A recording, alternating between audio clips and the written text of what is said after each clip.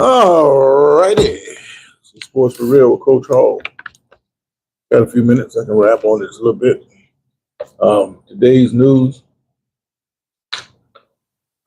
Everybody know about the NFL coaching vacancies out there, and the leagues, teams in the league with those vacancies are taking their sweet time trying to fill them.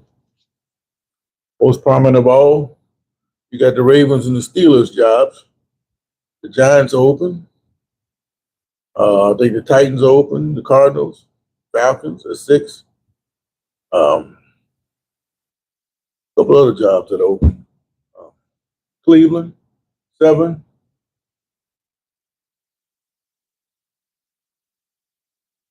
I think there's one or two more. I'm not sure. I can't remember right now. It's been a long night. I ain't had much sleep. I had to do a basketball game last night. Pretty interesting. Um, but the big thing is when a coach gets fired, a lot of noise starts to come out of the camp that he came from. And a lot of times that can work against a coach. But the beautiful part for the coaches that are getting fired is that when you reach the level of the NFL, you got a skill set that's going to be hard to duplicate, which is why you see a guy getting fired over here, he gets a job over there because there's not a whole lot of people that can fill that position. Sure, there are up and coming coaches waiting in the ranks that probably could do a good job if they were to get a chance, but they're not quite at that level yet to be considered as one of the top choices. So when you have a guy like a Mike Tomlin with 19 years and a Super Bowl championship step aside, he's going to be sought after. But it's my understanding that he's going to take a year off, go to TV, make a lot of money, and then if he wants to come back the next year after that, then he can do that, free of contractual restraints with the Steelers. If he was to take a job now, then Pittsburgh would need some kind of compensation because he just signed an extension last year. Now, let's just say if he was to take a job, I think that maybe Atlanta might be a good spot for him. You still have to find a quarterback because I don't think Penix either he can't do the job or he's not physically able to do the job. One of the two. And because of that, I think that he's not going to last in Atlanta for so long. All right, let's see what we got here. Mr. Carter, how you doing, man? Bear down? I am bearing down. We got some Chicago-like weather down here in Florida. It wake up like 25 degrees, man. But the nice thing about being here, cold weather don't last long. By noontime, they're talking about the 50s. That is a nice warm up after being in a quick frost, you know. But you guys are used to that kind of stuff. Negative 25. I don't see how you guys do it, but more power to you. Mr. Carter says it's going to be barely over 6 degrees Sunday. The Rams will be out of the element freezing. Well, perhaps, but I found that when you from somewhere else and you just go to a place, just get out there and play. And it's only like 3 hours. No big deal. It's not like a warm weather team can't go to the frozen areas and win. How many times have we heard, well, you don't want to go to Green Bay in January? You know how many times I've seen Green Bay get beat in January just in this century alone? So none of that means anything. It's how well are you prepared to play some football?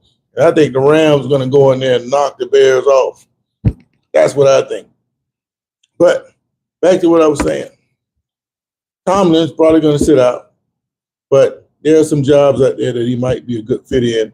And I think like Atlanta might be one. He's got a good defense. He's got a good solid foundation. He got a good running back. He just had to find the quarterback he wants to get. Now maybe he can go to Atlanta and bring Aaron Rodgers with him. They got a better offensive line than what Pittsburgh had. I told you guys in the beginning of the year, if Pittsburgh is able to keep Rodgers standing up, they were going to be dangerous. They had people running wide open the other day against Houston, but since he couldn't get the ball off, you don't know that. But there are opportunities there. And if New England is able to protect Drake May, he's going to have some opportunities. Mark my words. It's going to come down to can the Texans get enough pressure on Drake May to affect their offensive production. If they can't get any pressure on Drake May, then I expect the Patriots to run Houston off. Watch and see. We should go live after the Bears game. Man, I go live during the Bears game, man. Kevin FX90 says hello. No, I stand by what I say. And like I talked all that trash last week about the Steelers beat the Texans, what did I do the next day? I owned up to it. I jumped on you guys before you jumped on me. So I don't care about that. Well, I don't even know what you're talking about, Mr. Well. I don't have a 50 office. I see you got some kind of uniform on. Maybe you need to clean that jersey you got on because you got the wrong colors, man. You got the notifications on? All right. Well, what do the Bears play on Saturday or are they playing on Sunday? What day is it? I didn't get a chance to check the schedule. I know who's playing who. I just don't know what the dates are. But I will be sure to come on, and you'll be the first one I see. But make sure you show up. I had a guy from Minnesota last year talk all that trash about the Timberwolves and what they were going to do in the playoffs. When they won, we saw him.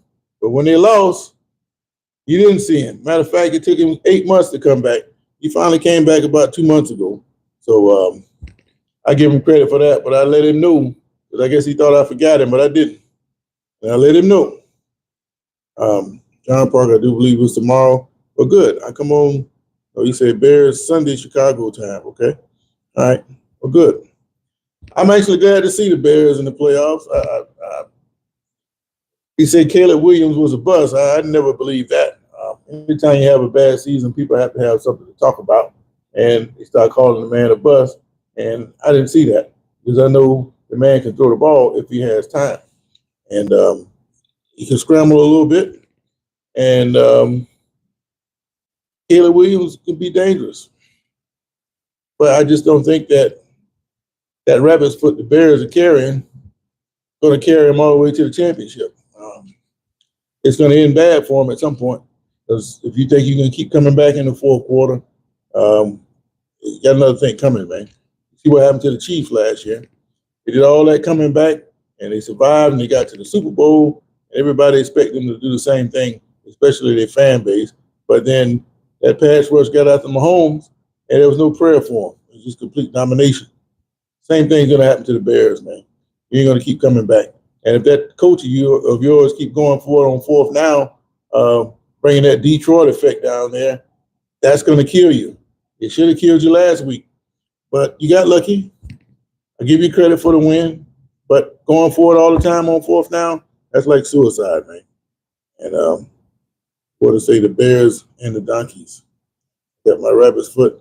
Well, make sure you spray it black and gold because we need a little rabbit's foot on our side of town. We just got to get off the couch and get it next year. All right, now, the other thing, John Harbaugh is expected to sign with the Giants. They're saying that he's going to get $100 million over 5 years, so basically $20 million a year. He's getting $10 million for his staff, and he wants complete control of the roster. Now, he's going to get his money. He'll get the money for the staff. Whether he has complete control of the roster remains to be seen. But I don't see why they wouldn't give it to him because that's who they wanted. They went out them hard, and he's the only place that he actually went to visit. He talked to other teams on the phone, and evidently he wants to be there. He's talked to Jackson Dart. He's satisfied with the situation there. So it's just a matter of fact of coming to agreement on the terms. And if they can do that, then he's going to be going to the Giants. Not a bad hire. If you get that defense straightened out, they should be competitive. And if you guys paying attention, there's only about this much difference between the worst team and the best team anyway. So it shouldn't take Harbaugh very long to turn that team around.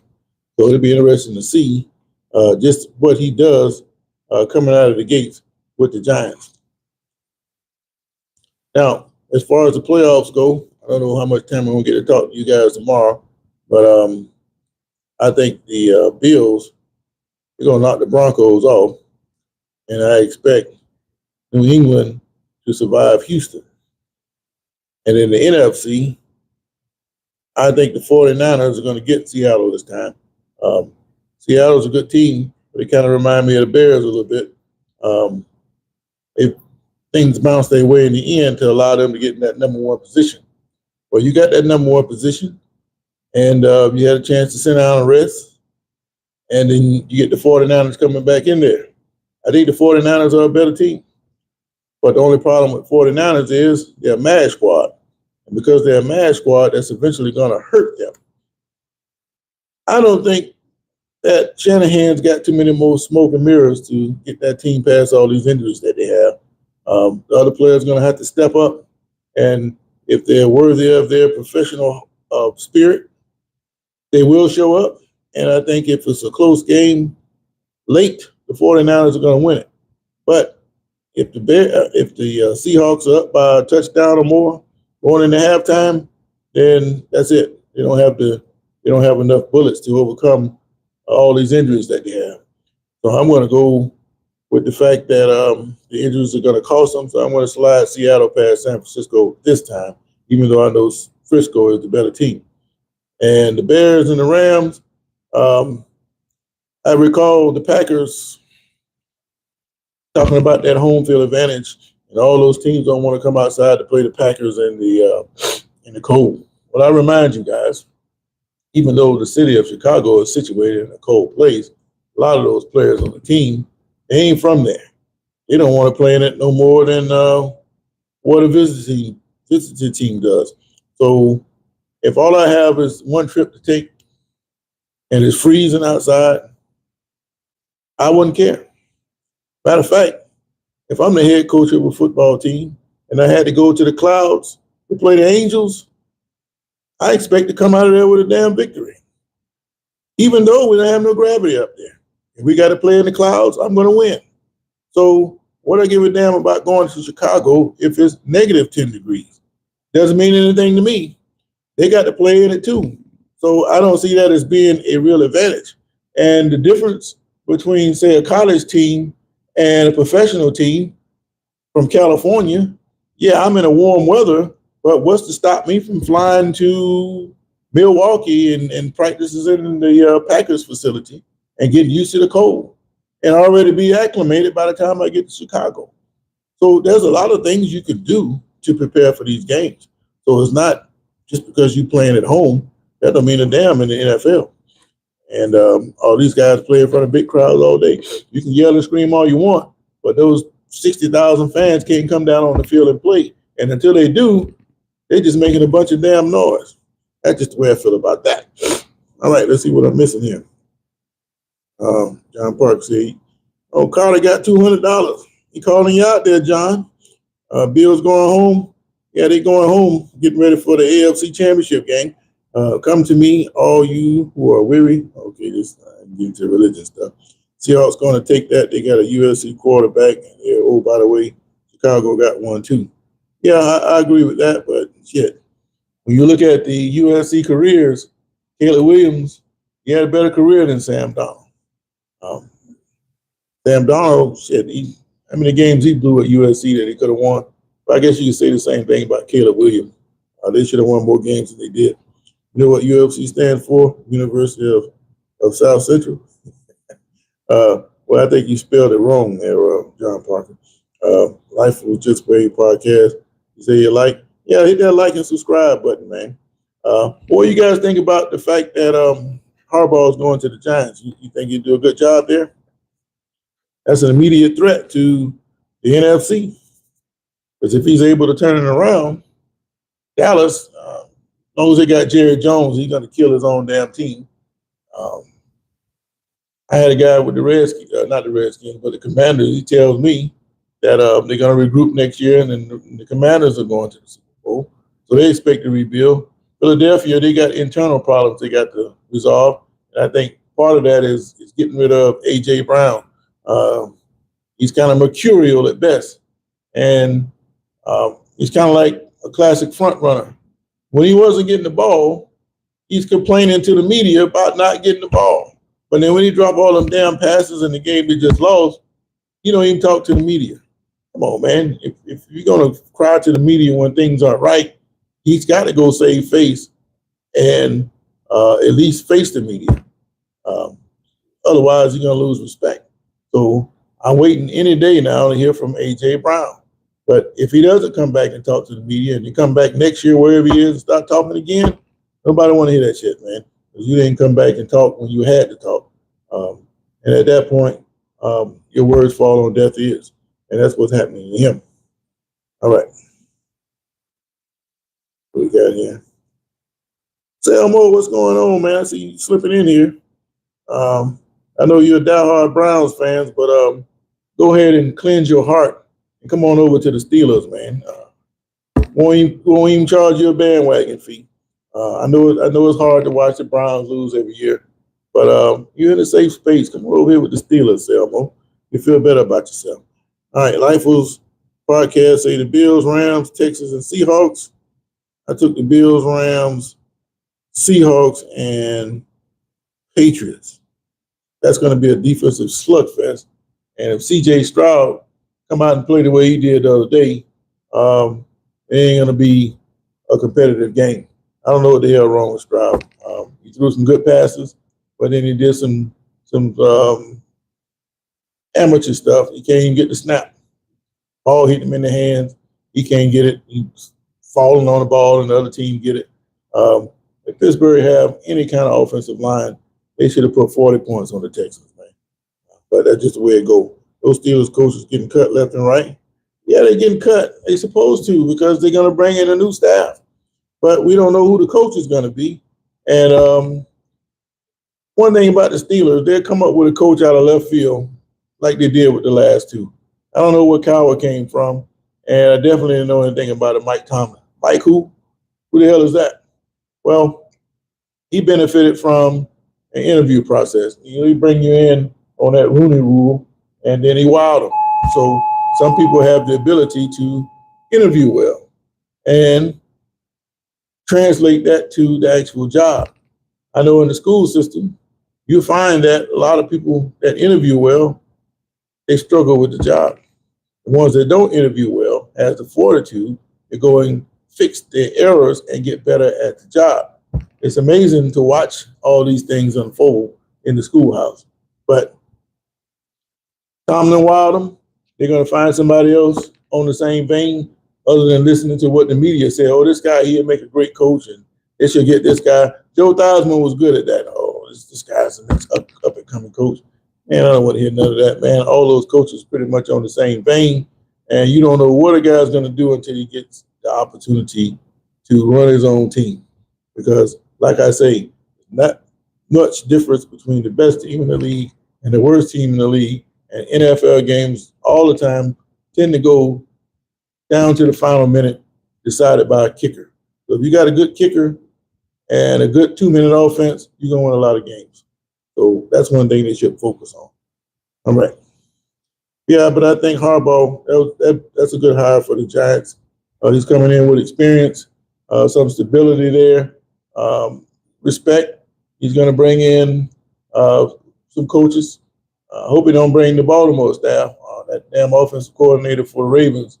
You got Henry on the sideline and won't even get a man a damn ball. It wasn't just sparingly this year. It's been that way since he's been in Baltimore. And if you know anything about Henry, the more you give it to him, the stronger he gets. I don't know how much longer he can do it, but he hadn't seemed to slow down a bit. Now, he might not want to do it very much because that man's had a lot of carries over the years. And just like Sean Alexander, he may wake up one morning and he just can't do it no more. That's what happened to Alexander. And the longer Henry tries to play, it's going to happen to him too. So it wouldn't surprise me at all if you hear Henry put in his announcement that he's retiring. Wouldn't surprise me at all. Got nothing else to prove other than winning the championship. And what does that really mean? Just like these coaches preach state championships in high school. But when you win one, what can you do with it? Yeah, you get the applause and the pat on the back for a week or two. Then they say your team is the defending champion, but after that, you're going to crown a new champion. And nobody gives a damn about what you did. You can't take that cheap ring to the pawn shop because there's not no value to it. So